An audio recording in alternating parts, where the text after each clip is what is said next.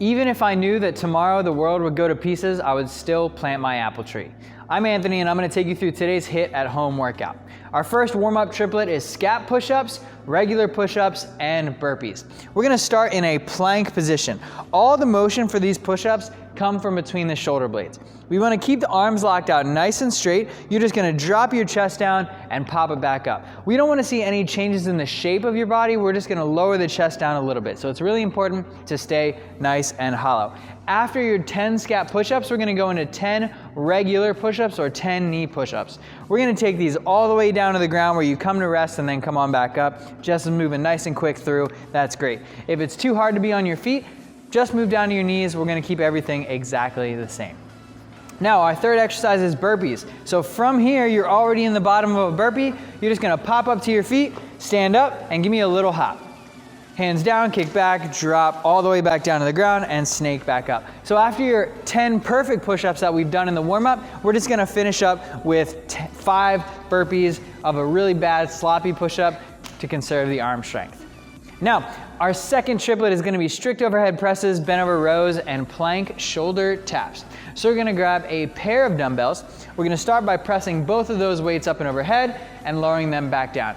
Your core should be nice and tight, nice and still. We don't want you leaning back, looking straight ahead. The elbows, hands, and shoulders are all lined up. They should block the view of the ear. That's how we know that we're nice and vertical. After 10, we're just going to drop right down to 10 bent over rows. We're going to do both arms at the same time. We're going to keep our back nice and flat. Our feet are in the right position. Our knees are back. You should feel a little bit of tension in your hamstrings, and that is a perfect bent over row. Thank you. Now, our last exercise is going to be 10 plank shoulder taps on each arm. So we're going to go back down to that push-up position. We're going to tap, alternating right hand to left shoulder, left hand to right shoulder. We want to keep our body nice and still. The closer you bring your feet together, the harder it is to resist that little bit of a twist. Good, thank you. After 2 rounds of each one of those triplets, it's time to move on to the strength portion of today's workout.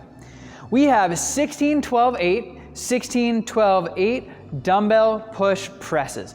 Ideally, the first 16, 12, and 8 are done with one weight. The next 16, 12, and 8 are done with a heavier weight. So the first is kind of a warm-up or a lead-in that takes you into the second round. Now, we'll go over the dumbbell push presses. We're going to take the dumbbells up into our shoulders. I want the elbows pulled in so they're directly underneath of the shoulders. From here, we're going to dip down 2 inches and up. Good. I'd say even that dip is a little bit too big. Dip, drive, dip, drive. Now, if you look at the move from the side, we're going to go down into the dip and hold it. Her knees are forward, her shoulders are actually back. So it's more likely that she's leaning back instead of this position. This puts a lot of extra tension on the low back and the hips, and it changes the angle of the dumbbells. So we want that chest up nice and tall. Just think about sending those knees forward. So give me 3 in a row with a good transition. As she lowers it back down, it goes right into that next rep. We want to minimize the time that you have those dumbbells on your shoulders. So by doing them continuously, it'll get us out of them faster. Now, she did 16 dumbbell push presses. They go down to the ground.